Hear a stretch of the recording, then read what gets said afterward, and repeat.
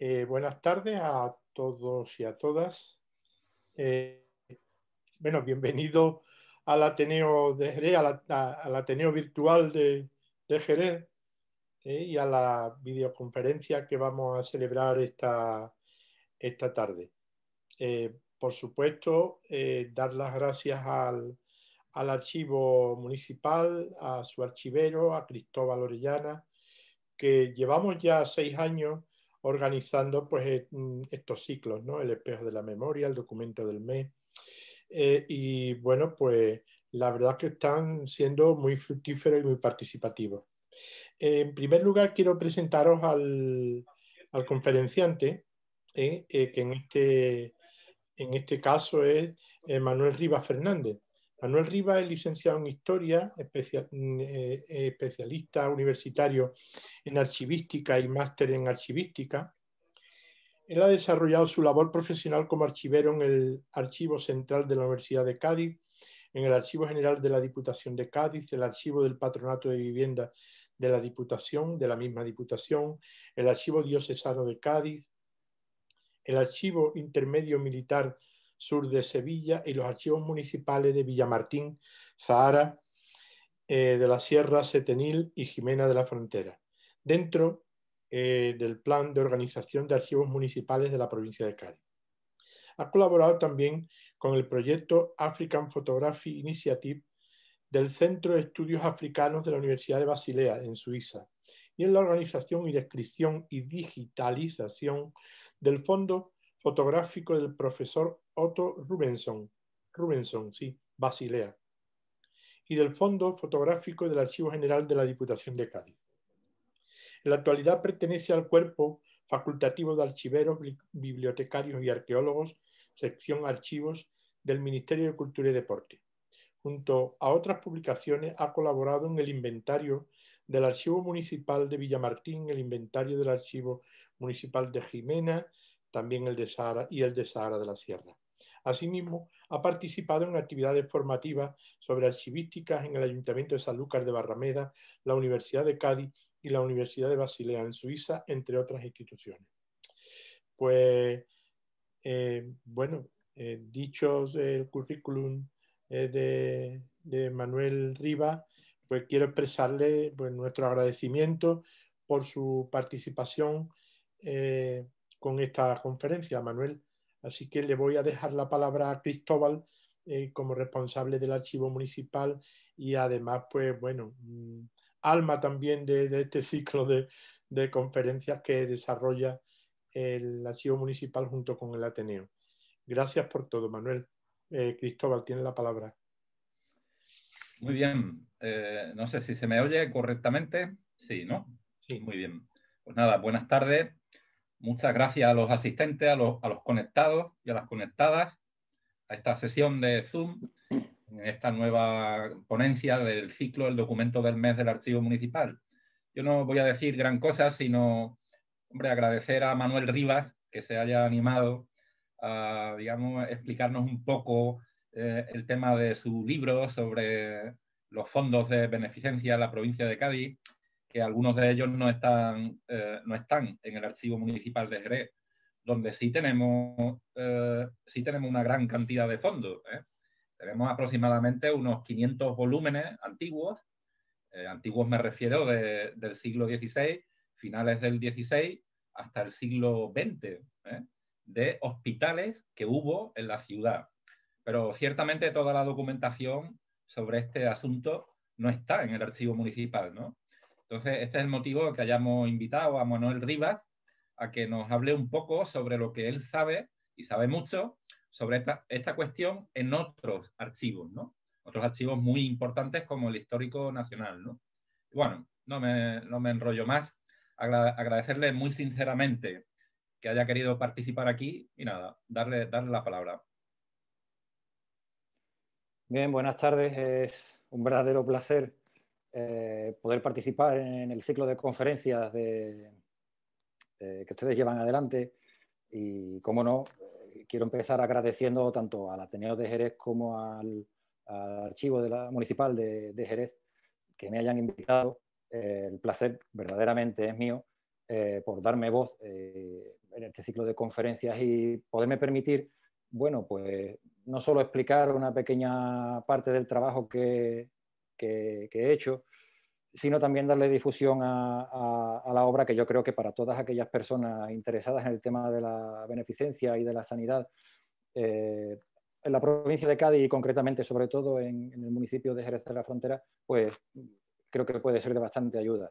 Quiero agradecer también, por supuesto, como no, a todos los asistentes virtuales que están hoy con nosotros y, bueno, por extensión también a todas aquellas personas que en el futuro pues, puedan ver esta ponencia a través de los canales que tanto el Ateneo como el Archivo Municipal difundan a través de Internet. Bien, espero que los contenidos que he preparado para hoy pues, sean de su agrado. Vale. Un breve resumen de la conferencia para comenzar sobre los temas que, bueno, pues de los que tengo pensado hablarles hoy, que me gustaría comenzar sobre todo muy rápidamente por los archivos, una aproximación al Archivo Histórico Nacional, seguidamente hablar, pues como no, tanto de las fuentes documentales como de la bibliografía para el estudio de la sanidad en Jerez de la Frontera y, bueno, siendo este el alma mater de la conferencia, me gustaría darle un trasfondo para que, bueno, todas esas personas que no, bueno, que se están iniciando en la investigación en temas sanitarios o que nunca han leído nada al respecto y se unen hoy por primera vez, bueno, pues tengan un pequeño trasfondo histórico mirando siempre, como no, y sin perder de referencia a la ciudad de Jerez de la Frontera, hablando brevemente sobre la beneficencia y la sanidad durante el antiguo régimen y sobre todo a partir de un momento muy importante que es 1812 con el texto constitucional y finalmente pues acercarnos de una forma bastante visual a lo que son los antiguos hospitales de Jerez de la Frontera y acabar pues unas conclusiones. El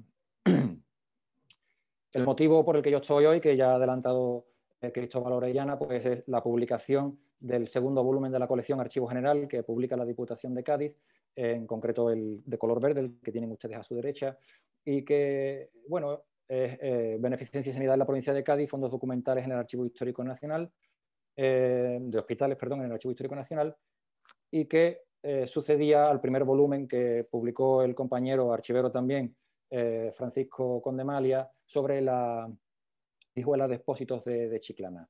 La obra, voy a decirlo ahora porque si no después se me va a olvidar, pueden ustedes conseguirla perfectamente bien contactando conmigo a través del Ateneo o de Cristóbal, que tienen mis datos de contacto, y yo amablemente pues les remito un ejemplar, o bien a través del Archivo General de la Diputación de Cádiz. Pueden ustedes encontrar la información de contacto en su página web, está muy clara y accesible, y pueden hacerse con un ejemplar de la obra.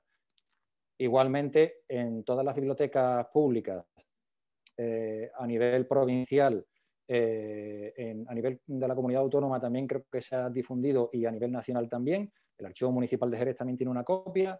En fin, si alguien tiene interés en acceder a la obra, estos son los medios por los que puede acceder a ella. Una obra cuya finalidad pues, no era otra que, en primer lugar, dar difusión a estos fondos documentales sobre los hospitales de Jerez que se conservan en el Archivo Histórico Nacional, pero además vincularlos con documentación sobre estos centros que existiera en otros archivos. No quiere decir esto que toda la documentación existente sobre los hospitales jerezanos esté recogida en este libro. En el mundo de los archivos siempre se sabe que siempre puede aparecer algo nuevo. Mi idea fue intentar reunirla toda, pero casi que doy por seguro de que algo se escapará. Recoge también una abundante bibliografía. Yo haré referencia aquí, una referencia somera, pero quien quiera acceder a un mayor número de publicaciones bibliográficas, pues el libro es la herramienta perfecta, que precisamente ese era el objetivo. Ser una herramienta no solo para difundir los fondos documentales, sino también para todas aquellas personas interesadas en la investigación sanitaria en la provincia de Cádiz, pues tuviera una base sobre la que poder empezar la investigación.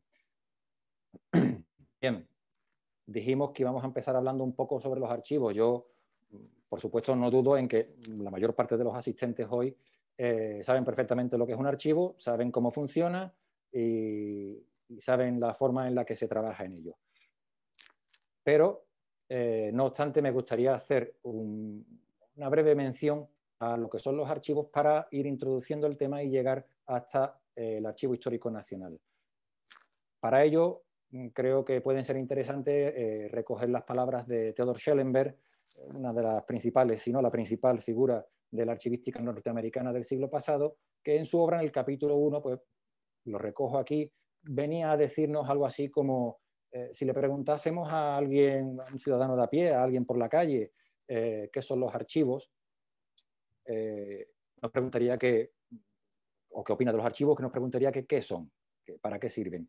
Y cuando le explicáramos su propósito, nos diría que básicamente es un despilfarro de dinero y que por qué no quemamos todo ese montón de papeles viejos o similar, ¿no? Bueno, pues para evitar esto, el Diccionario de Terminología Archivística del Ministerio de Cultura nos dice, y yo voy a utilizar la modo de introducción, que los archivos son pues, todos aquellos documentos producidos por una institución o recibidos a lo largo de su historia, que reflejan sus funciones. También el archivo es la institución cultural donde se reúne, se conserva y se difunden los fondos documentales, y el edificio o el local donde se da acceso a ello y se conserva.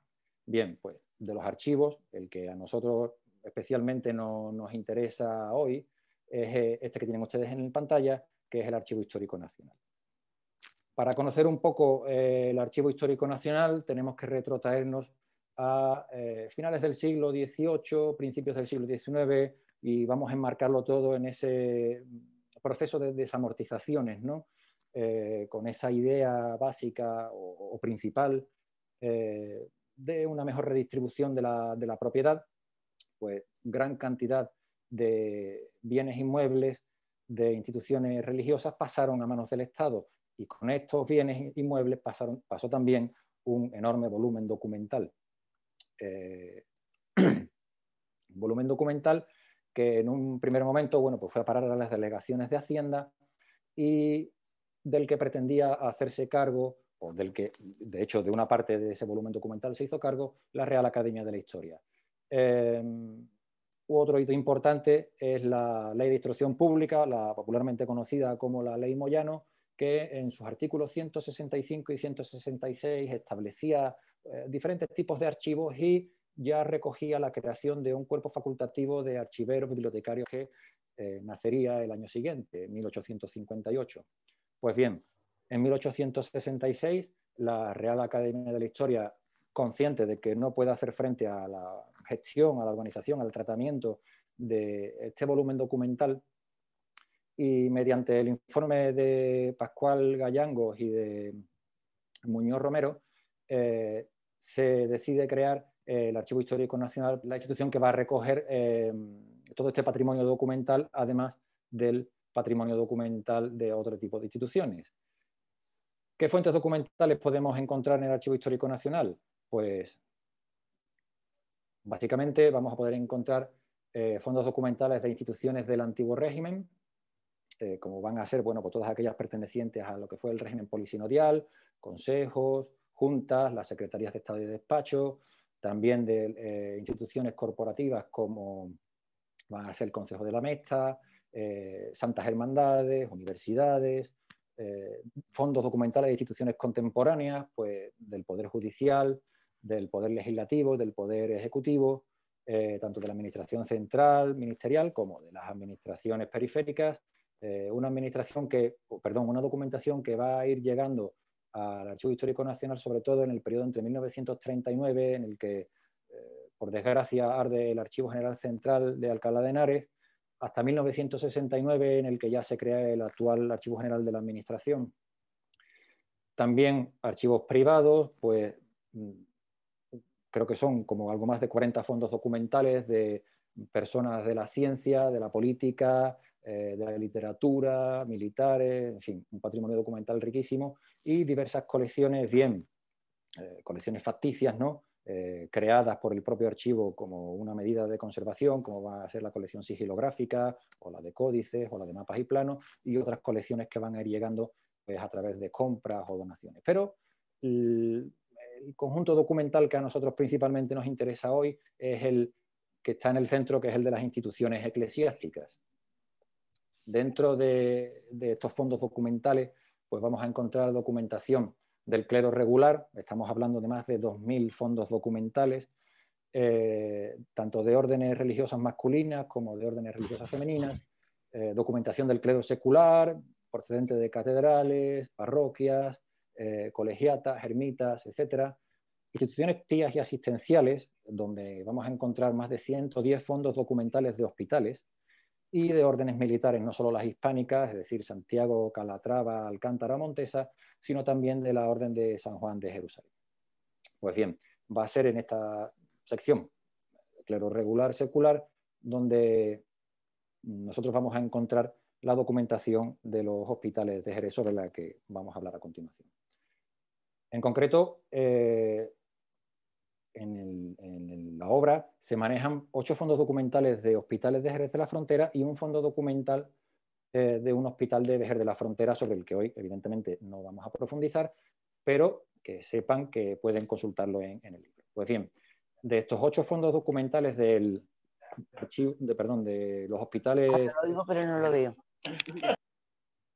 De los hospitales de Jerez, vamos a encontrar documentación de estos 8 hospitales que aparecen en pantalla y que después vamos a profundizar sobre ellos, con unas fechas extremas que van entre 1481 y 1912. Si bien es cierto que el grueso de la documentación se sitúa entre los siglos XVII y XVIII. ¿Qué series documentales vamos a encontrar en cada uno de estos fondos documentales? En algunos hay algunas series, en otros no, en otros están todas. Es decir, de forma general, pues vamos a encontrar documentación que pueda hacer referencia a los órganos de gobierno de los hospitales, a su patrimonio, a cuestiones hacendísticas y a cuestiones judiciales. Dicho de otra forma, escrituras de fundaciones de hospitales, planes directores de hospitales, disposiciones testamentarias muy interesantes para conocer muchos de los aspectos de los hospitales, entre ellas, por ejemplo, títulos de arrendamiento, de redención de rentas, etc. Tributos, registros de cuentas, juros como documentación puramente hacendística y, como no, pleitos, autos judiciales y ejecutorias. Pleitos que, como mencionaré más adelante, pues, en la mayor parte de los casos van a ser una consecuencia de la documentación hacendística o la documentación patrimonial, porque es cierto que tanto los hospitales entre ellos mismos como los hospitales con diversos particulares van a pleitear a lo largo de la historia mucho por las donaciones que antepasados de determinadas personas han hecho a los hospitales y que en un futuro pues esas personas quieren recuperar y demás, o por otros diversos motivos. Lo cierto es que la documentación judicial, así como la testamentaria, pues quizás sean de las más importantes para conocer un poco la trayectoria del hospital al margen de la fundacional, de la propiamente fundacional. Bien. ¿En qué otros centros podemos encontrar documentación sobre los hospitales de Jerez? Como no, evidentemente en el Archivo Municipal de Jerez de la Frontera, comenzando pues, por los libros de memoranda, pues, libros que, si no recuerdo mal, creo que son 12, creados por los archiveros durante el siglo XIX, que vienen a ser una guía del Archivo Municipal de Jerez y que nos permiten acercarnos a los fondos documentales. En el apartado 5.4, si no recuerdo mal, que es el que ustedes ven en pantalla, pues, se relaciona la documentación de beneficencia. En el propio Archivo Municipal de Jerez de la Frontera, también, pues, como no, la documentación propia de beneficencia, a la que ya Cristóbal ha hecho referencia en la introducción, pues yo he recogido aquí una breve mención, los libros registros de entrada y salidas de enfermos, libros generales de visitas a hospitales, registros de defunciones, los actas de cabildos de las cofradías hospitalarias, de las que hablaremos ahora, los propios legajos de beneficencia, es decir, una documentación riquísima y que puede explotarse bastante bien para conocer este tema en profundidad. Y también en el Archivo Municipal de Jerez de la Frontera, pues en los índices varios, el número 77, el archivo reservado de beneficencia, pues que en su día elaborara Agustín Muñoz y Gómez, archivero, oficial archivero del municipio, a finales del siglo XIX, que consta de 18 folios y que, bueno, pues nos hace o nos sirve de referencia a diferentes tipologías documentales, reglamentos de hermandad, autos de agregación de hospitales, pleitos, en fin, toda una documentación variadísima, y también de información a diferentes centros como hospicios, hospitales o la Junta de Beneficencia de la ciudad. Una documentación que evidentemente complementa y se complementa con la del Archivo Histórico Nacional y con la de otros centros que vamos a seguir nombrando a continuación. Centros como, por ejemplo, el Archivo Histórico Provincial de Cádiz, del que, bueno, pues tienen ustedes ahí el inventario que publicaran en su día don Manuel Rabina y don Alberto Sanz. En concreto, en este caso, pues podemos encontrar en las fundaciones y patronatos, que está una documentación que está organizada por municipio, pues vamos a encontrar en el caso de Jerez de la Frontera información relativa al Hospital de Jesús y de María y al Hospital de Niñas Huérfanas, en fin, hay documentación también en el Archivo Histórico Provincial de Cádiz. En el archivo de la Diputación Provincial de Sevilla, los autos de reducción hospitalaria que llevara a cabo Juan Pecador o Juan Grande también están en el Archivo Municipal de Jerez de la Frontera. Para conocer pues, este momento crucial, ¿no? para la sanidad jerezana, que vamos a entrar en profundidad un poco más adelante. En el archivo de la Real Chancillería de Granada, perdón, Serrano Pinteño, en uno de sus artículos, recoge un pleito, ¿no? del año 1664 que lleva el Hospital de la Candelaria sobre un derecho de patronato de su fundador. Y bueno, al margen de todo esto, o complementando todo esto, mejor dicho, en el Archivo General de Simancas y en el Archivo Histórico de la Nobleza también hay documentación. En el Archivo Histórico de la Nobleza, si bien es cierto que es una documentación que puede consultarse como complementaria o para conocer, mejor dicho, el funcionamiento de los hospitales a través de fundaciones nobiliarias, para salvar algunas lagunas que podamos tener en hospitales en Jerez de la Frontera y, bueno, poder acercarnos un poco al funcionamiento o a la fundación, mejor dicho, de hospitales, ¿no? En el Archivo General de Simancas también hay documentación poca, pero hay sobre hospitales jerezanos. A toda esta documentación pueden ustedes acceder a través del portal de archivos españoles, PARES, de acceso libre y gratuito, y si el documento está digitalizado, pues pueden ver la imagen, además de la descripción del propio documento. Bien. Esto referente a las fuentes documentales. Con respecto a la bibliografía, bueno, pues yo he querido traerles aquí un breve resumen, comenzando pues con las imágenes que tienen, con obras ya que podríamos decir obras clásicas, ¿no? La de Fray Esteban Rayón, la historia de Jerez de la Frontera, o la de Agustín Muñoz y Gómez, que en mi caso ha resultado muy útil, sobre todo para localizar en los planos del Archivo Municipal de Jerez de la Frontera, para poder localizar los hospitales con los que yo he trabajado en el Histórico Nacional. Veremos al final de la ponencia algunos planos. La biografía de Hipólito Sancho de Soprani sobre Juan Grande, ¿no? o la obra también en 3 tomos del mismo autor sobre la historia de Jerez de la Frontera. Bueno, obras en las que vamos a encontrar información sobre los hospitales jerezanos. A nivel de artículos, de publicaciones, bueno, pues la de Repeto Betes, ¿no? la de José Luis, la biografía sobre el hermano Juan Pecador, ¿no? O el propio Cristóbal Orellana también ha publicado sobre el Hospital de Santa Isabel, los artículos de Serrano Pinteño, que además de una visión desde el punto de vista de la historia del arte de los hospitales, pues también ofrece una información bastante interesante.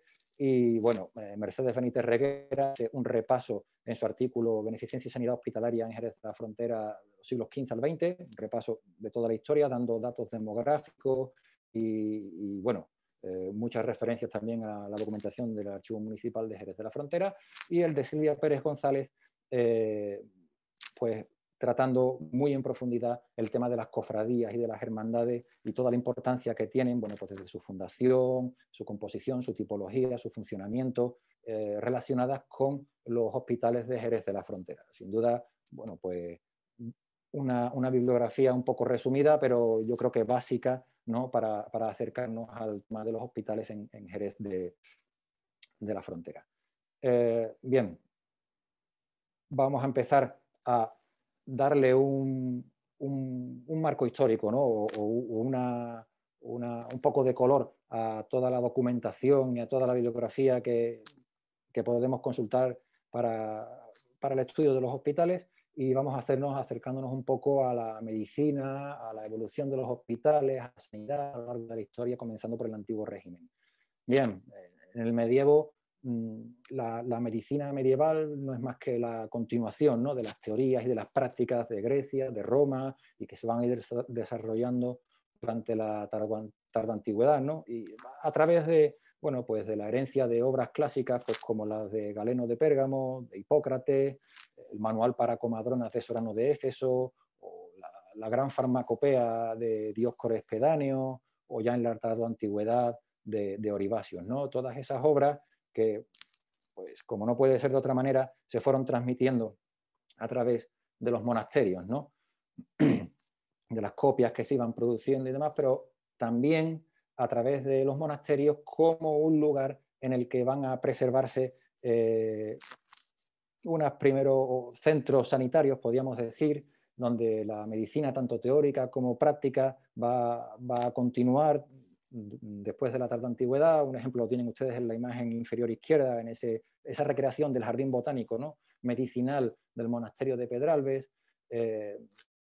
Bueno, los monasterios van a ser centros médicos, podemos decir, salvando las distancias, que van también a permitir el desarrollo de los preceptos religiosos, como van a ser la caridad, la ayuda al prójimo y la primera beneficencia, ¿no? por así decirlo. Un buen ejemplo de ello pues, lo tenemos en la regla de San Benito de Nursia. En el capítulo 36, San Benito de Nursia nos dice lo siguiente: para los hermanos enfermos haya un local aparte, atendido por un servidor temeroso de Dios, diligente y solícito. Es decir, en los monasterios ya va a haber un lugar dedicado a la sanidad, a la medicina, si se quiere.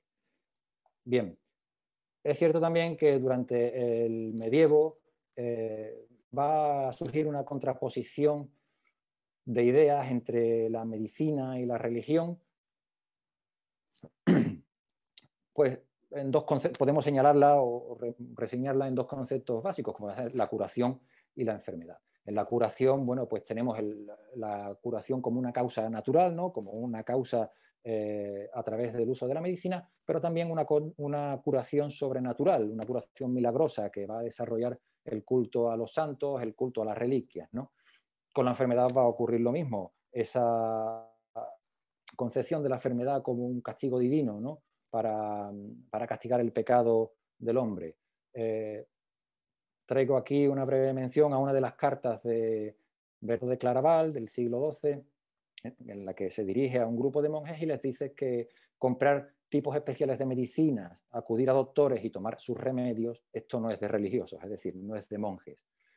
No significa esto que esto sea la opinión más, o la creencia más extendida, ni mucho menos, pero bueno, es también tenerla en cuenta.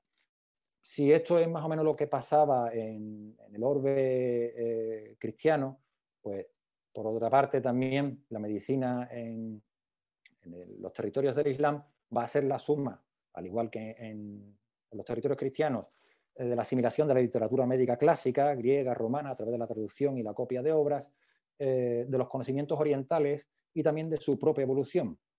El mundo islámico cuenta con una grandísima producción textual sobre medicina de autores como Racés, Ali Abbas o el Canon de Medicina de Avicena, por poner solo algunos ejemplos, obras que van a ser traducidas en la Escuela de Traductores de Toledo por Gerardo de Cremona a lo largo del siglo XII, obras que van a ayudar también o que van a permitir el avance de la medicina independientemente del territorio en el que nos encontremos. Bien, durante el siglo XI, el siglo XII, todos conocemos ese auge demográfico, económico, que se va a vivir en Occidente y que va a propiciar también un avance de la educación, ¿no? Y precisamente van a ser las nuevas universidades que van a comenzar a surgir en la plena Edad Media, los centros donde se va a estudiar medicina y también los centros donde se van a utilizar textos y donde se va a ampliar el conocimiento médico.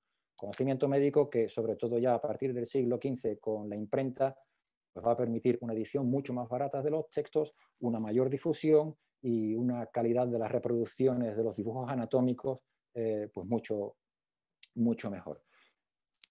Referente a esto, bueno, pues tenemos muchos ejemplos de prácticas médicas de estos siglos, los siglos medievales. Prácticas médicas que van desde una terapia básica a través de medicamentos, y entendemos por medicamentos pues remedios medicinales basados en plantas, en hierbas y demás, hasta la limpieza y la sutura de heridas, las sangrías, el cauterio, las operaciones de catarata, como tienen ustedes ahí un ejemplo en la parte superior izquierda, extirpación de cálculos en la vejiga, trepanaciones, disección anatómica, en fin, toma del pulso, toda una serie de prácticas medicinales que normalmente tenemos asumidas como, o que somos ajenos a la medicina, ¿no? Tenemos asumidas como muy actuales, pero que llevan practicándose ya pues muchos siglos. Bien, ¿dónde se practicaban todo este tipo de actuaciones medicinales y quirúrgicas? Pues en los hospitales. Hospitales que, como hemos dicho, van a ir desarrollándose y abriéndose de la mano de los monasterios, pero también van a llegar desde los primeros xenodoquias, ¿no?, bizantinos, van a llegar a Occidente y van a ir extendiéndose pues a través del mundo monástico y de las peregrinaciones a los santos lugares, peregrinaciones que van a trazar una serie de caminos o de rutas en las cuales van a abrirse este tipo de hospitales para la atención a los peregrinos. Muchos hospitales de estos fueron abiertos por órdenes militares como por ejemplo la del Hospital de San Juan de Jerusalén, la Orden de San Lázaro dedicada a la atención a los leprosos, la Orden de Santiago que abrió gran cantidad de hospitales en los territorios de los que controlaba, o bueno, tantas otras, ¿no? Órdenes militares que no solo se van a dedicar a defender la cristiandad y sus territorios, sino también a funciones hospitalarias y a la retención de cautivos. Bien, los hospitales medievales, ¿qué podemos decir sobre ellos? Bueno, pues lo cierto es que el tamaño, las dimensiones de los hospitales varían mucho. Es decir, hay muchas personas que han mantenido que los hospitales eran pequeños lugares o con poca capacidad para asistencia a enfermos, pero lo cierto es que ahí tenemos el Hospital de Jerusalén, de la Orden de San Juan del Hospital de Jerusalén, que se crea en el año 1099 y que parece ser que tenía capacidad para 2000 camas, es decir, para la época es bastante grande. En contraposición, pues tenemos hospitales cuya documentación refleja una capacidad de media docena de camas. Es decir, tenemos que jugar con, o tenemos que imaginarnos, mejor dicho, los hospitales pues, de diversas dimensiones. Sí es importante tener en cuenta que son centros multifuncionales. ¿Qué significa esto? Hoy en día, quien va al hospital es porque está enfermo. No tienen otra razón de ser. Durante el medievo, los hospitales van a acoger a personas enfermas, pero también van a acoger a personas sin hogar, es decir, van a cumplir una función, podríamos decir, de albergue, van a acoger a peregrinos, van a acoger a niños expósitos, van a ser además centros sanitarios, va a haber una amalgama de usuarios, podríamos decir, de los hospitales bastante grande. Si bien es cierto que también hay hospitales dedicados exclusivamente a un determinado tipo de público. Los hospitales van a estar ligados a la religión, es decir, es un lugar donde se va a materializar el principio de la caridad y de la atención a los necesitados, y van a ser instituciones religiosas, dependen de la Iglesia. ¿Qué significa esto? Pues significa que van a tener cierta inmunidad frente a las autoridades no eclesiásticas. ¿Y cuál es el origen de los hospitales? Bueno, pues el origen de los hospitales podían ser fundados tanto por religiosos como por seglares. Tenemos ejemplos de fundaciones de órdenes militares, de fundaciones particulares, de fundaciones de hermandades o de cofradías a través de donaciones de seglares, en fin. Hay de fundaciones también de personas dedicadas a un oficio común, es decir, de gremios. Hay un una enorme variedad de orígenes fundacionales de los hospitales. Como ejemplo de fundaciones particulares, y para centrarnos en el caso de Jerez de la Frontera, el Hospital de la Sangre, del que tienen ustedes una imagen abajo a la izquierda, fundado por Nuño García en 1477. Nuño García es un carpintero de carretas y da en propiedad, o da, mejor dicho, sí, en propiedad para la fundación de este hospital unas casas que tenía en propiedad. El Hospital de San José, por Francisco Trujillo Riquelme, cuya manda testamentaria se conserva entre la documentación del Archivo Histórico Nacional del año 1576, o el Hospital de San Cristóbal, bien conocido como de Zurita, Mencía Suárez Moscoso, en 1466. Bien, ¿qué es un hospital? Pues tenemos ahí una definición que nos acerca un poco, ¿no? Pequeñas casas benéficas asistidas por una cofradía que sufragaban los gastos, que nombraba al hospitalero o hospitalera, según el hospicio admitiese a hombres o mujeres, que estaba al frente. Hemos dicho o hemos hecho referencia en algún momento también a las cofradías y a las hermandades como posibles fundadores de hospitales. Y una definición, les dejo ahí una definición también de lo que sería una cofradía asistencial, es decir, un conjunto de personas, hombres o mujeres, clérigos o laicos, de un estamento social que se unen por diferentes fines, benéficos, profesionales, sociales o políticos, con una organización más o menos amplia. Bueno, pues esta definición puede darnos una idea de lo que es una cofradía o una hermandad que administran los hospitales, vamos a ver ahora, y que también los fundan a partir de donaciones o a partir de una serie de recursos que ellos mismos reúnen para la fundación del hospital. Bien, el funcionamiento de un hospital, para acercarnos un poco más a la realidad, bueno, pues parece ser que hay una diferenciación dentro de los hospitales entre pobres y enfermos, es decir, aquellas personas que simplemente están hospedadas en él o aquellas personas que también necesitan atención. Una diferenciación, por supuesto, por sexos, en función de diferentes áreas del hospital. Pueden destinarse a mujeres, otras áreas a hombres. Algunos hospitales solamente eran para hombres, otros solamente para mujeres. Y evidentemente hay una separación, como lo hay hoy en día, de los espacios del hospital, según fueran para atender heridos, enfermos contagiosos, enfermos ordinarios, enfermos incurables, personas convalecientes, etcétera, equipados con unas camas con colchones de paja que, como vamos a ver en alguna ilustración a continuación, no eran camas individuales precisamente. Bien, con respecto a la planta de los edificios, bueno, pues cuando el hospital se fundaba de nueva planta, lo que se pretendía era que se fundara fuera de los límites de la ciudad, sobre todo para evitar contagios a la población, que tuviera un abastecimiento de agua limpia, una ventilación adecuada, que recibiera la luz solar pero no en demasía para resguardar a los enfermos, en fin, que tuviera un suelo seco y pedregoso, toda una serie de medidas a la hora de construir el hospital. Con una disposición de las dependencias, pues en los Reyes Católicos con planta cruciforme, y que ya a partir de los Austrias pues va a volverse o va a tomarse el modelo de Vitruvio para las casas romanas con doble patio. Respecto a los usuarios, bueno, pues simplemente decir un poco más lo que hemos comentado antes. Por norma general debió ser personal del tercer estamento, baja nobleza, hijos de algo, porque en alguna documentación se referencia que determinadas donaciones que se dan al hospital deben ir destinadas solamente a lo que sería el tercer estamento, y excluye como una causa excluyente para recibir la donación la de que los beneficios no fueran destinados a hijos de algo, con lo cual en ningún momento se menciona, o yo por lo menos no he encontrado referencias a la nobleza, lo cual también es ciertamente lógico, porque puede ser posible que la nobleza, bueno, pues tuviera una asistencia domiciliaria en lo que a la sanidad se refiere. Las funciones de los hospitales, pues visualmente tenemos aquí algunas. Serían, bueno, pues evidentemente la de curar a los enfermos y también la de costear su entierro, es decir, personas que fallecieran en el hospital y que no tuvieran medios para enterrarse, el hospital, a través de la cofradía, los beneficios de esas donaciones que vamos a hablar ahora, va a correr con los gastos del entierro.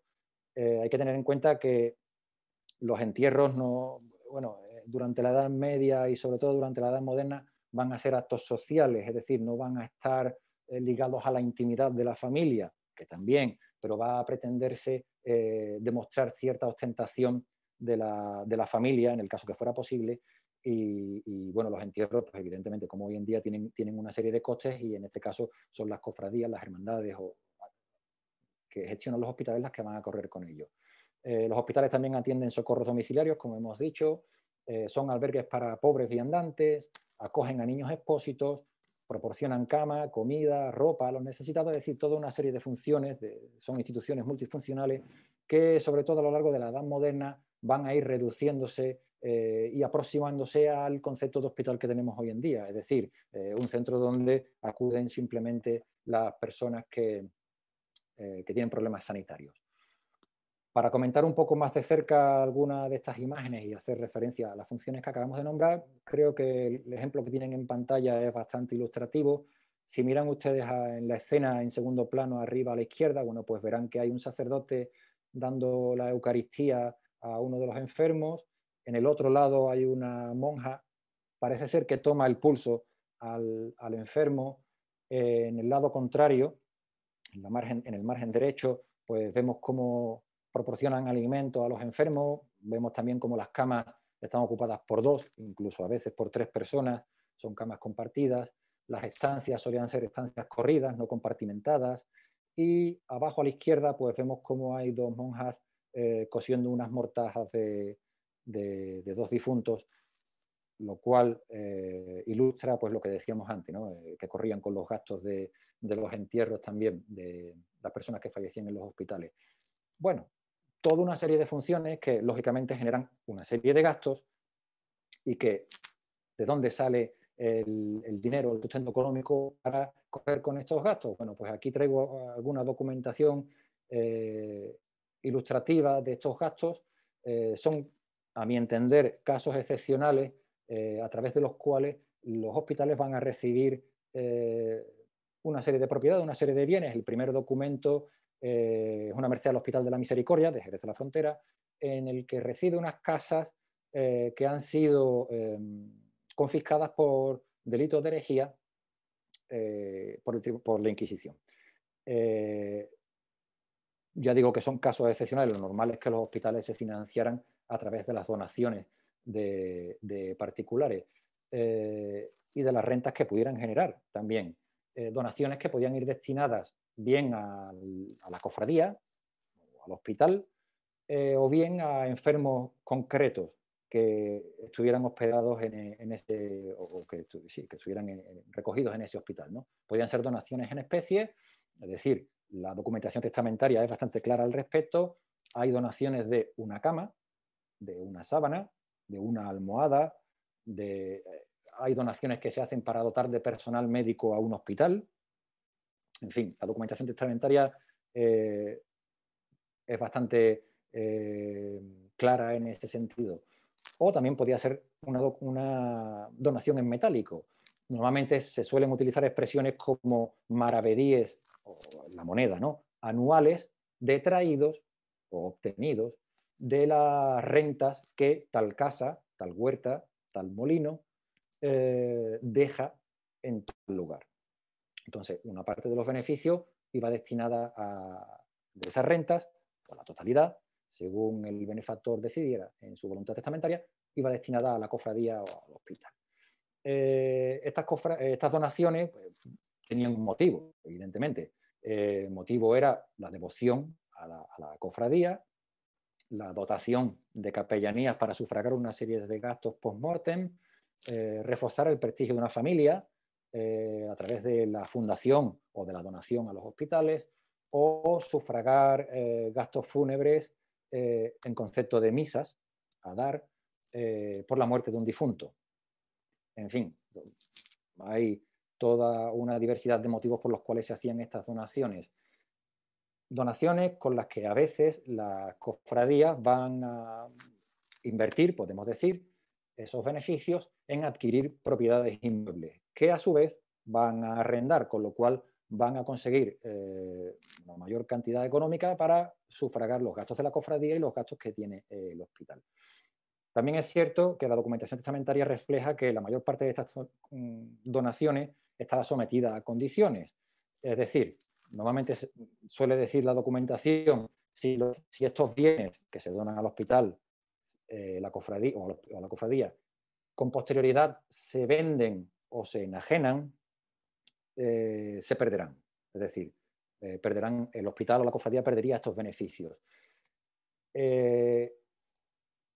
Los futuros herederos, a la hora de intentar demostrar que esto es así, es decir, que la cofradía ha hecho mal uso o el hospital ha hecho mal uso de esas donaciones, a la hora de los herederos intentar demostrarlo, va a dar lugar a cantidad de pleitos que quedan reflejados en la documentación que hay tanto en el Histórico Nacional como en el Archivo Municipal de Jerez de la Frontera, como en tantísimos otros.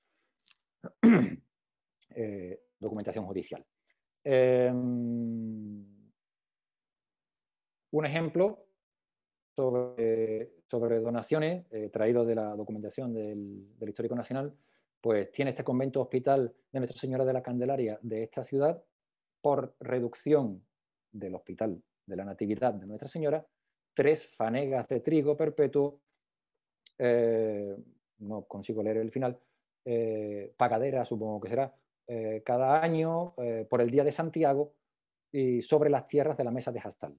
Es decir, en 3 líneas, la documentación testamentaria deja claro quién recibe, de dónde recibe, con cargo a qué recibe y cuándo recibe. Con lo cual se pueden hacer estudios de muy diversa índole al respecto. Bien, para continuar, hablando un poco más sobre la administración y el funcionamiento de los hospitales, ya hemos dicho que las cofradías, las hermandades eran las encargadas de llevar la gestión. Hemos visto en la definición anterior que normalmente solían designar a alguien en el hospital como encargado de la gestión y ellos prácticamente supervisaban, ¿no? La documentación testamentaria también, a la hora de dar este tipo de donaciones, el benefactor podría establecer un patronazgo especial, es decir, alguien que por encima de la cofradía gestionara estos bienes. Un ejemplo, pues en el hospital de Zurita, San Cristóbal, en Jerez de la Frontera, donde en la voluntad testamentaria se deja al cargo un pariente mayor, uno de los parientes de mayor edad de la familia, o en el caso del Hospital del Cardenal Tavera en Toledo. También es un intento de traer un poco esa autoridad de la Iglesia sobre el control del hospital que ha dado una familia. Y bueno, pero si bien es cierto que en última instancia el hospital va a verse sometido a las visitas del ordinario, con lo cual va a seguir dependiendo de las instituciones eclesiásticas.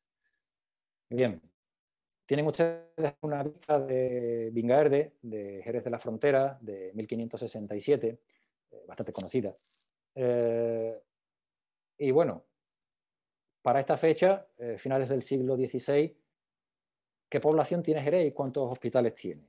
Bueno, pues la documentación, puede consultarse documentación como el censo de Castilla, ¿no?, de los vecinos pecheros, averiguaciones de rentas y vecindades para encabezamientos de alcabalas, de tercias, o para el servicio de millones, ¿no?, también. Todo esto son impuestos. El vecindario de los obispos a la corona de Castilla, en fin, toda una serie de fuentes que nos arrojan una cifra de aproximadamente unos 6.800 vecinos. Vecinos no son personas, es decir, el número de vecinos hay que multiplicarlo aproximadamente por un coeficiente de 3,5 para saber el número de personas, con lo cual vamos a tener aproximadamente unos 20.000 habitantes en Jerez de la Frontera a finales del siglo XVI y más de una decena de hospitales en la ciudad. No sé qué opinarán ustedes, 20.000 habitantes aproximadamente y una decena de hospitales, ¿es una buena ratio? ¿No lo es? Bueno. Hospitales en Jerez de la Frontera, pues Benítez Reguera, de más de una decena de hospitales, recoge algunos de ellos, que son estos, y además de hospitales también están funcionando en la ciudad modestas enfermerías al cargo de cofradías, porque no todas las cofradías y todas las hermandades tenían hospital con unas instalaciones enormes o muy adecuadas, sino también eran pequeñas enfermerías. Pues bien, hay toda una serie de centros generales, podríamos decir, dedicados a todas las funciones que hemos dicho, o solo a mujeres, o funcionando como albergue, o para la curación de determinadas enfermedades, infecciosos, no infecciosos. Lo cierto es que podría parecer que para Jerez de la Frontera, en este momento, la situación sanitaria pues debía estar más que cubierta, pero son muchos los autores que nos dicen lo contrario. Por muy diversos motivos, porque el edificio del hospital estuviera en ruinas, porque hubiera falta de medios. Tengan en cuenta ustedes que la financiación de los hospitales va a depender de las donaciones, y las donaciones son algo voluntario, no son una entrada constante de dinero, con lo cual, bueno, pues tanto José Luis Repeto como Benítez Reguera nos dicen que, bueno, que a pesar del número de hospitales que hay en la ciudad funcionando, no son todos, o no están todos en perfecto funcionamiento. Por ello, en 1589 se lleva a cabo la reducción hospitalaria de Juan Grande. Juan Grande Román, que nace en la provincia de Sevilla y vive toda su vida en Jerez de la Frontera dedicado al cuidado de los pobres y de los enfermos, en 1574, ante la epidemia que asola la ciudad, propone al Cabildo una mejora de la situación sanitaria. Años más tarde, insta al Arzobispado de Sevilla. Ya sabemos que la diócesis de Jerez depende del Arzobispado de Sevilla. Insta al Arzobispado de Sevilla para llevar a cabo una reducción hospitalaria cuyos principales motivos o los motivos que persigue son una reunificación del personal sanitario que está sirviendo en los diferentes hospitales de la ciudad, una reunión de todos los recursos económicos para concentrarlos en menos centros y que así la atención sanitaria pues, sea mucho mejor. Esto no es un fenómeno que ocurra únicamente en Jerez de la Frontera, ocurre también en otras partes de Castilla, del Reino de Castilla, y supongo que también en otros reinos peninsulares. Un ejemplo es en Toledo, cuando el cardenal Tavera propone a Carlos V pues, reunificar los hospitales de la ciudad y crea el hospital del cardenal Tavera, el Hospital Tavera, hoy sede del Archivo Histórico de la Nobleza, con una idea, una finalidad de reunir todos esos recursos y personal sanitario, que es lo mismo que va a ocurrir en Jerez. En 1589, el resultado de la reducción hospitalaria de Juan Grande pues es que Juan Grande va a quedar como delegado arzobispal en la ciudad para temas sanitarios, va a quedar encargado de que todos estos bienes fueran dedicados al cuidado de los enfermos y de la venta de todas esas propiedades de los hospitales que quedan reducidos, es decir, que desaparecen, de todas las ventas de estos bienes inmuebles que ya no se utilizan y para que sus beneficios reviertan en la sanidad. Jerez se va a quedar con 3 hospitales en funcionamiento, más algunas enfermerías menores, como hemos citado anteriormente. En 1593 ya queda establecido el panorama sanitario de Jerez de la Frontera, con estos 3 hospitales y algunas enfermerías, un panorama que se va a mantener hasta el siglo XIX con pocas modificaciones y que en 1600 va a fallecer Juan Grande a consecuencia de contraer la peste.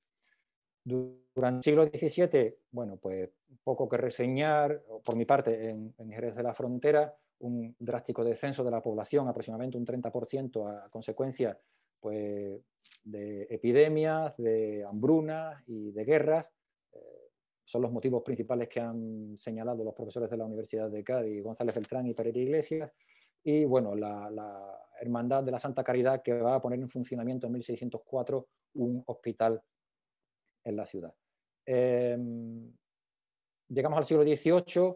Un hito importante en el siglo XVIII para Jerez de la Frontera va a estar vinculado o relacionado con la ciudad de Cádiz. En 1711, Juan Lacomba, o Jean Lacombe, sin castellanizar el nombre, va a llegar al Hospital Real de Cádiz y va a impulsar la formación médica a través de la creación del anfiteatro anatómico, de la Escuela de Practicantes de Cirugía y junto a Pedro Virgili del Real Colegio de Cirugía de la Armada de Cádiz. En este momento recuerden que tanto cirugía como medicina son 2 disciplinas diferentes y que hasta final del siglo XVIII no van a quedar unidas en lo que se refiere a la formación académica. La importancia del centro gaditano pues va a ser que muchos de los profesionales que van a ejercer en la medicina en Jerez de la Frontera van a formarse aquí. Y esto queda reflejado en los libros de matrícula, que pueden consultarse hoy perfectamente en el archivo de la Facultad de Medicina. y que van a ayudar a combatir una de las principales epidemias del siglo XVIII, como va a ser la viruela. Bien, hablar del siglo XVIII lo es también, es imperativo hablar del catastro del Marqués de la Ensenada, que Cristóbal Orellana pues, ha trabajado sin duda. Es según el portal Pares, es la expresión más antigua y exhaustiva disponible de los pueblos de la Corona de Castilla. En el interrogatorio, tienen ustedes en pantalla, que era el que se remitía, hay una serie de preguntas y la que a nosotros nos viene a interesar precisamente es la número 30, si hay hospitales, qué calidad, qué renta tienen y de qué se mantienen. Entonces, en este caso, para el hospital, para la ciudad de Jerez de la Frontera, el catastro de Ensenada nos dice lo siguiente, que en esta ciudad son 3 los hospitales que hay, el de San Juan de Dios para todo tipo de enfermos, de calenturas y de heridas, que consta de 13 religiosos y con una renta de 21.450 reales.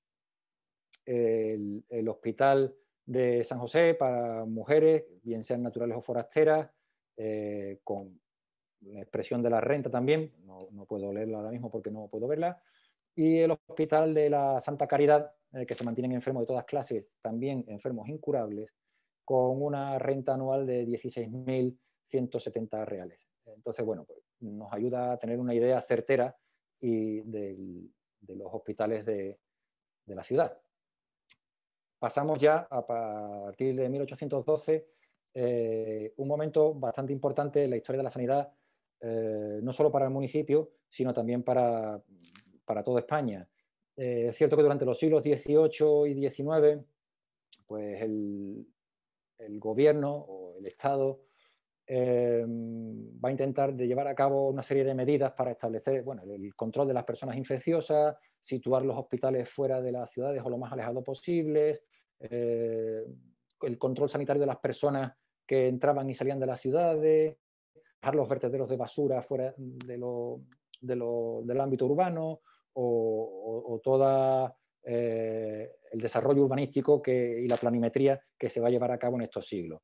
No obstante, las epidemias en el siglo XIX van a cebarse con la población y, bueno, en la provincia de Cádiz y en Jerez de la Frontera, pues tenemos buenos ejemplos en 1800, 1804, 1819, con las epidemias de fiebre amarilla, también con las del cólera, 1830, alrededor de 1830, 1850, ¿no? Bien, la importancia del texto constitucional de 1812 es que el Estado asumir la beneficencia de la sanidad, es decir, ya no va a depender de las instituciones eclesiásticas, sino que va a ser asumida por el Estado, o va a ser asumido por el Estado todo el cuidado de enfermos, la adopción de huérfanos, la asistencia social, van a verse como problemas de orden público, problemas públicos. A través de una administración vertical, desde el gobierno central, a través de las diputaciones provinciales, herederas de las juntas superiores de gobierno, y los ayuntamientos, y de una legislación que va a desarrollarse la asistencia social y la beneficencia y la salud.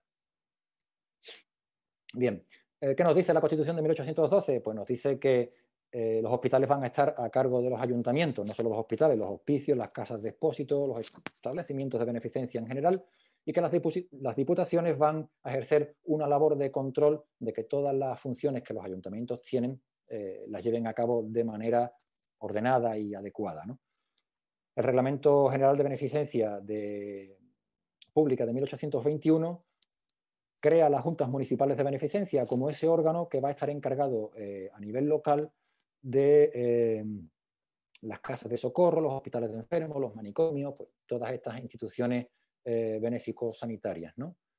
Nos dice también el reglamento que se prefiera a las hermanas de la caridad para desempeñar la asistencia, la dirección en las casas de maternidad y la asistencia a los enfermos, con lo cual es cierto que el Estado está asumiendo la beneficencia o el uso o la gestión de los hospitales, pero con un personal aún religioso. Y nos dice también el Reglamento General que se podrán crear juntas parroquiales de beneficencia en aquellos municipios de mayor tamaño, dependientes de las juntas locales, y que se mantengan con fondos que provengan de limosnas de parroquia. Es decir, el Estado asume la gestión de la sanidad, pero no corre con los gastos del personal o los gastos propios que pueda tener cada centro. Bien, El mismo reglamento nos habla también de la hospitalidad domiciliaria, la asistencia a los domicilios, para la cual hay que tener una serie de requisitos, como ser vecino, residente en la parroquia, de buenas costumbres y tener un oficio o una ocupación conocida. Y nos dice también que la hospitalidad pública va a quedar para los enfermos que no puedan ser asistidos o curados en sus domicilios, o para todas aquellas personas que no tengan domicilio en la ciudad. Con respecto a los hospitales públicos, nos dicen que en los municipios podrá haber hasta un máximo de 4 hospitales y que no tengan una capacidad superior a 300 enfermos. Con lo cual ya estamos viendo que el tamaño de los hospitales va a ir aumentando conforme han pasado los siglos. La Ley de Establecimiento General de la Beneficencia de 1823 va a crear las juntas provinciales como ese órgano intermedio entre la administración estatal y la administración local, para la gestión de los centros sanitarios. Y en 1839 en Jerez surge la Asociación Médica de Jerez de la Frontera como una institución que va a acoger reuniones científicas de la sanitaria, la ayuda a las publicaciones, la promoción de estudios científicos, y que va a estar funcionando hasta 1877. En 1841 se funda el Hospital General de Santa Isabel.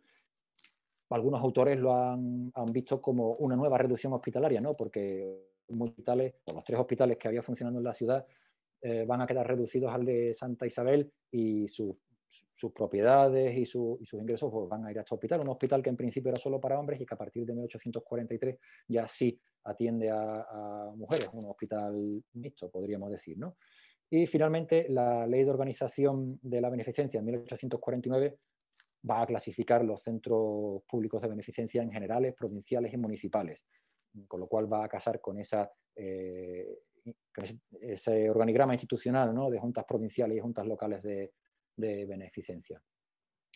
Bien, para acabar con el apartado de la legislación y pasar ya directamente a ver los hospitales, simplemente, bueno, las juntas provinciales y municipales de beneficencia van a desaparecer con los decretos de 1868, y bueno, yo creo que con todo esto podemos tener una idea más o menos general, ¿no? De lo que es la evolución del panorama sanitario desde la Edad Media hasta la Edad Contemporánea.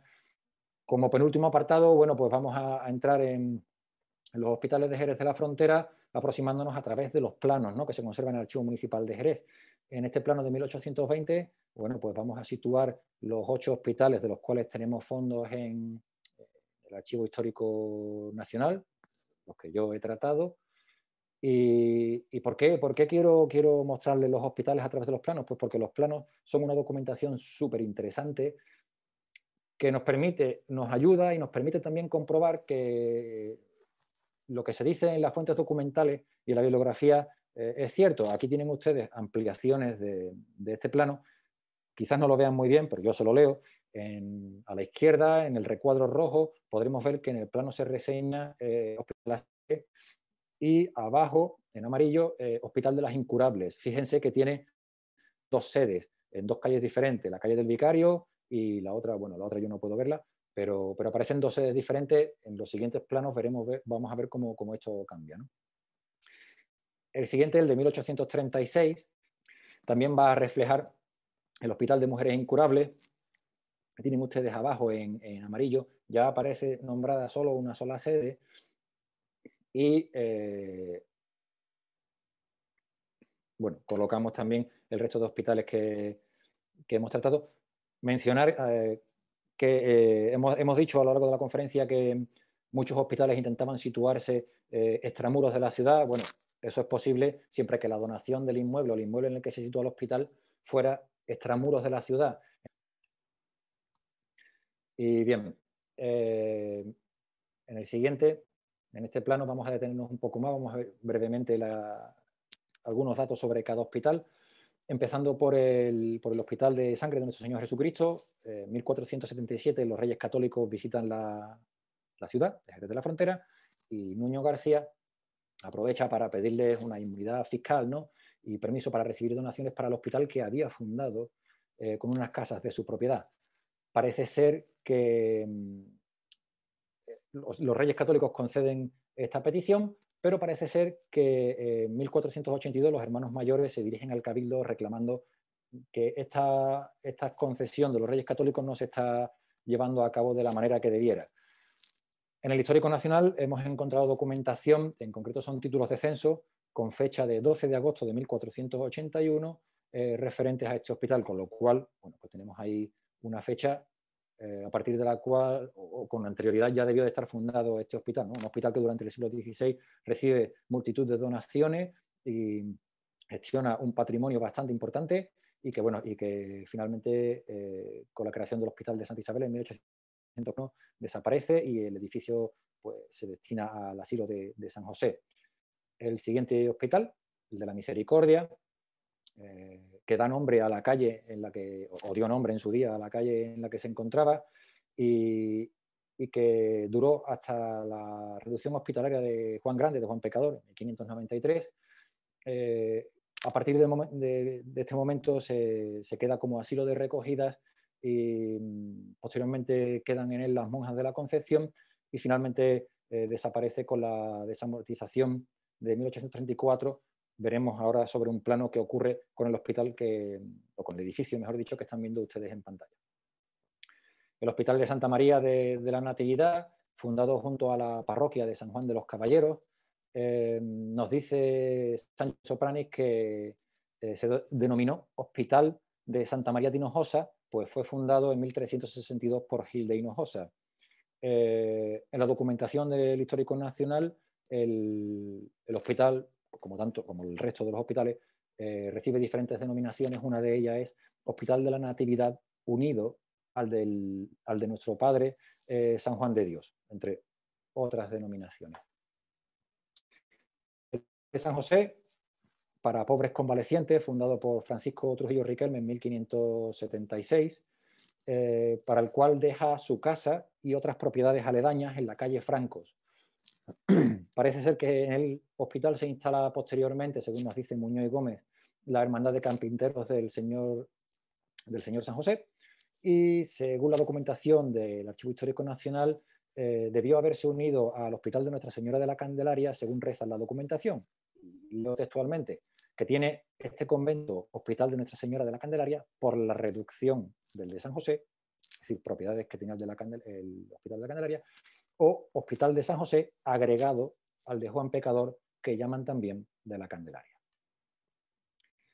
El Hospital de San Blas, fundado en esta calle, según nos dice Muñoz y Gómez, por un caballero extranjero bajo dicho título y advocación, en una casa contigua a la de la familia Camacho y Villavicencio, pues era un hospital que contaba con 12 camas para pobres viandantes, nos dice Muñoz y Gómez, y que, al igual que el resto, en 1593 desaparecería por agregación, o mejor dicho, por la reducción de Juan Grande. Una reducción los beneficios, o bueno, que hace que los beneficios de estos hospitales o las propiedades vayan a parar precisamente a este hospital, el Hospital del Venerable Juan Pecador o de Juan Grande, también de la Candelaria o posteriormente como de San Juan de Dios, ¿no? Fue realmente, o debió de ser, una institución referente en Jerez, dedicado a incurables y convalecientes. Contaba con varias enfermerías y 22 camas, según nos dice Benítez Reguera. Y según nos dice José Luis Repeto, contaba con 5 hermanos, el mayoral, 2 criados a sueldo y un mayordomo para asuntos económicos y un médico. Es decir, unas instalaciones y un personal, pues, de gran importancia, y que desaparecerá en 1864 con la desamortización de Mendizábal.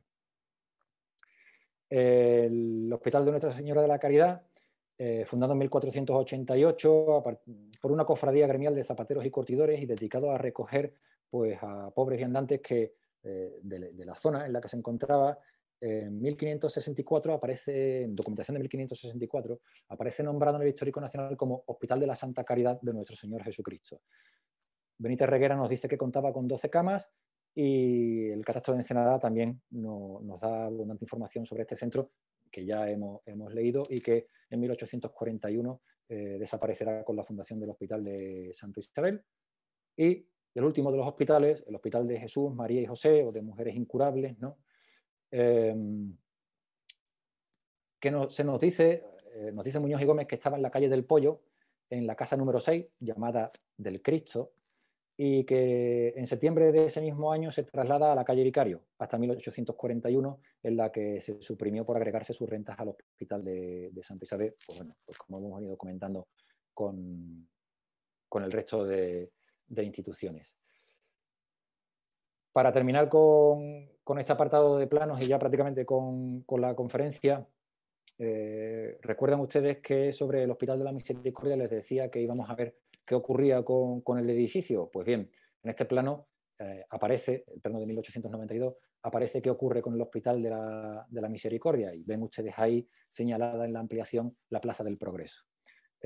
Muñoz y Gómez, una vez más, nos dice que constituye la Plaza del Progreso el solar del antiguo convento de monjas de la Concepción, derribado en 1868, y que antes fue el histórico Hospital de la Misericordia, fundado en el siglo XV. Con lo cual, bueno, pues en este plano también hay información súper interesante para el tema de los hospitales. Bueno, aparece a la izquierda abajo, no está marcado, pero aparece el Hospital de la Merced, o ya el edificio del Hospital de la Sangre de Nuestro Señor Jesucristo, en color rojo. Pues ven ustedes que aparece Asilo de San José. Es decir, nos ayuda también la documentación de este tipo a estudiar y a investigar, bueno, sobre diferentes temas, ¿no? En este caso sobre la sanidad y los hospitales en Jerez de la Frontera. Y bueno, para concluir, simplemente unas breves, bueno, conclusiones, ¿no? O notas sobre la bibliografía y el uso de la documentación. Bueno, pues es cierto que hay muy buenos estudios sobre los hospitales y la sanidad en Jerez de la Frontera, pero también es cierto que queda mucho por investigar. Y queda mucho por investigar en la documentación, sobre todo del Archivo Municipal de Jerez de la Frontera, también en la que se reseña en la obra, ¿no? En el Archivo Histórico Nacional. Y bueno, es importante también, pues, tener presente la puesta en valor del patrimonio documental, ¿no? Que no solo corresponde a los archivos, haciéndolos accesibles, ¿no? al público, a los investigadores, a los usuarios, a los interesados, en fin, a todas las personas que quieran acercarse a este tipo de instituciones. La puesta en valor, la difusión de toda esta documentación, si los investigadores o si el ciudadano no la utiliza, bueno, pues de bien poco sirve, ¿no? Y bueno, simplemente ya quería cerrar la conferencia, pues, con la misma premisa con la que la empezaba, y que es la base, ¿no? de la publicación sobre los hospitales de Jerez de la Frontera, que, bueno, pues que es hacer una llamada, una difusión de la documentación, una llamada a la investigación y cómo no, consecuentemente, un uso de los archivos y del patrimonio documental que tenemos en este país, que es abundante y rico. Así que, bueno, sin más, simplemente agradecerle la atención que me han prestado y sobre todo, una vez más, la invitación a participar en este ciclo de conferencias.